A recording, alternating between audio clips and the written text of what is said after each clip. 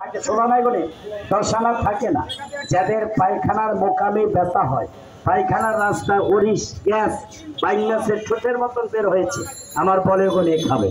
যারা রাত্রে 9-10 বার 20 বার প্রস্রাব করে, আমার বলে গনে খাবে।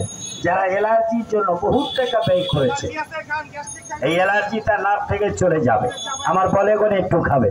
যারা অত্যাধিকভাবে গোপনাঙ্গের ভিতর অত্যাধিকভাবে পাচার করেছে, মোবাইল ফোন দেখে তোমার যৌবনটাকে 12টা বাড়ি ফেলেছ, মনের দুঃখে বলে কাঁদো, গোপনাঙ্গ দুর্বল বিচি চলে গেছে, জ্বলন্ত বিচিটাই গোপনাঙ্গ রাইট প্যাট থেকে ঠেলা দিয়ে পের করে বের করবে।